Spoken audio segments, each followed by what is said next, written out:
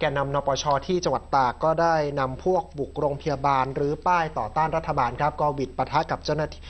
มีการปะทะกันแต่ว่าเจ้าหน้าที่ระงับเหตุได้ทันนะครับขณะที่จังหวัดพะเยาเองก็ขอความร่วมมือให้ปลดป้ายต้านการแยกประเทศลงโดยอ้างว่าเป็นการลดความขัดแย้งในพื้นที่ครับ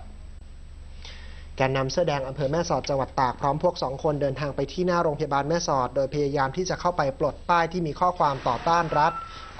รัฐบาลโกงประชาชนและต่อต้านการใช้ความรุนแรงต่อประชาชนที่นำไปติดไว้ตามจุดต่างๆภายในบริเวณโรงพยาบาลออกแต่ว่าทางเจ้าหน้าที่โรงพยาบาลเข้าไปสอบถามก็มีการโต้เถียงกันอย่างรุนแรงครับจนแพทย์ต้องออกมาชี้แจงว่าป้ายดังกล่าวเป็นการแสดงจุดยืนทางการเมืองที่ไม่ต้องการให้รัฐบาลชุดนี้ทำงานต่อไปเท่านั้น